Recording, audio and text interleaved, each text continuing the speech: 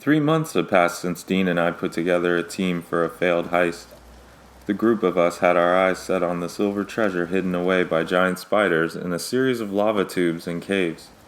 Although the heist had been a complete failure, the lust for the treasure had still burned inside me. My imagination had run away with the thought of finding the treasure and breaking free from my current life.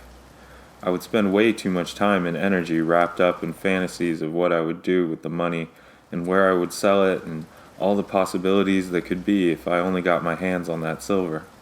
The treasure was the quick fix for all my problems. Everyone wants to get rich quick, and I wasn't any different. I hadn't mentioned the idea of going back out there after the silver to Dean, but I assumed that he was still planning on going back out there at some point. I just hoped that I was still part of the plan. During the first heist, we had lost two of our fellow hunters, Will and Tom, to what I'm not sure, but I would put my money down that it was a Wendigo. We had to leave them behind and hadn't heard anything about the two of them since. I assumed the worst. They were either both dead or they had turned into Wendigos themselves.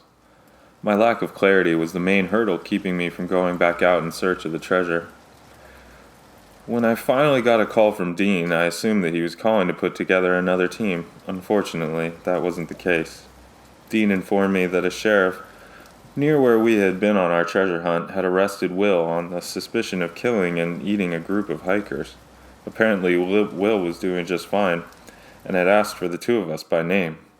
Dean wanted to go and talk to him, see what he had to say, but I honestly didn't think it was a good idea. It smelled like a trap to me. All of my logic was telling me to stay away. Let Dean handle it. My intuition said run. My logic was fighting with my greed, though.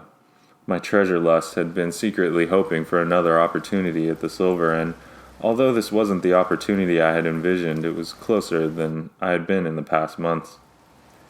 I told him that I'd think about going with him, but I'd let him know.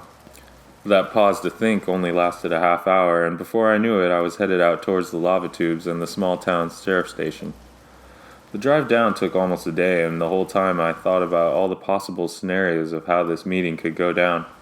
How did they manage to catch Will? If he was truly a Wendigo, then how did a handful of small town sheriffs take him down? He had to let them catch him. And then to ask for us right after that? It all had to be part of a plan. I went round and round in my head trying to figure out his motivation, what he might try to do, and how I could handle it. We left Will and Tom out there, but we all knew the risks of this job. We accepted it and moved forward. It was night when I arrived at the station. Dean was already waiting outside in the parking lot smoking. I walked up to him, scanning him for any hints of his mood, which I hoped could give me a clue to what he was thinking about this whole situation. At his feet was a cluster of smashed cigarette butts. He had either been there for a while waiting for me or was very stressed about the situation. "How long have you been waiting?" I asked him. "Around an hour." Uh-oh, I thought. He must be stressed and chain-smoking. "Here, wear this."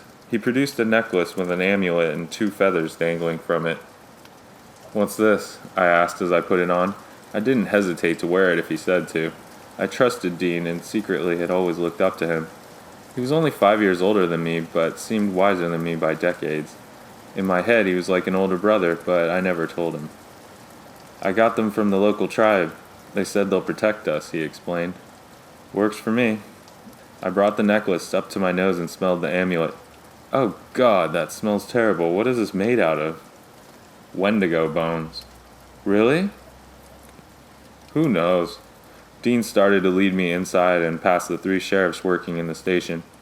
It was silent and still inside the station. No one seemed to be working, but at the same time no one was talking to each other. I wasn't sure if they were just being silent because Dean and I had just walked in or if something heavier was going on. They led us into the back area where they were holding Will. "I'll be a lot better when they get him out of here tomorrow," the sheriff said to us as he unlocked the heavy metal door leading to the back room. He opened the door to reveal a dark concrete room and a single cell on the far wall opposite the door.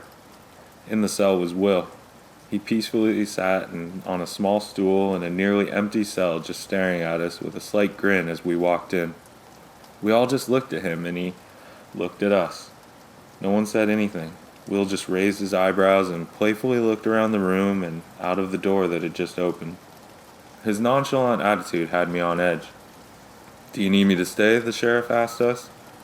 "No, we'll be fine," Dean told him. I grabbed a couple of chairs for us as the metal door closed and we heard the lock latch. Will still hadn't said a word, still just hauntingly staring at us and smiling.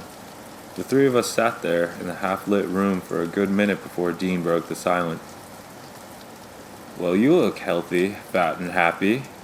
"Fat?" Will replied. "I just had a big meal is all." "Yeah, we heard about that," Dean said. "Why did you call us here?" I asked. "Well, I missed my friends. Didn't you guys miss me?" "We were barely friends. We were co-workers," I said. "But you two are friends." "What? I can't be part of that tea party?" Dean and I looked at each other. "We're acquaintances," Dean clarified. "Oh, semantics. You can hide so much in vocabulary, can't you?" Will said. "Who am I talking to?" "You're not Will. Will doesn't use words like semantics." Will paused and smiled before getting up and coming close as he could to the bars of his cell. "Does it still fill your mind? Mounds of silver, caves filled with glittering abundance. Has the hunger gotten worse?" We didn't answer. "I too am filled with a hunger." "Yeah, for hikers," I quipped. Will's eyes went from dreamy to death as he quickly turned his head and stared me down. It didn't frighten me. I was purposely trying to get him upset. "I've seen it," he continued after finishing his glare. "It's still there. I could show you where it is. Just sitting there, ripe for the taking. The fires last month drove the spiders out. We could walk in and just swoop it all up." "We?" Dean said. "If you guys help me out of here, obviously." I shook my head at him in disbelief. "What do you think is happening here, Will?" "Let me out!" Will yelled and slammed his hands against the bars before grabbing onto them and shaking them as hard as he could, rattling the whole cell. The sounds got the attention of the sheriff, and he came to the window of the metal door to see what was going on. "It's your fault I'm even in here," Will continued to yell, pleading with us to let him out, shaking at the bars more and more violently. His calm facade fell away so quickly. I stood up and drew my firearm. "Can I?" I asked Dean.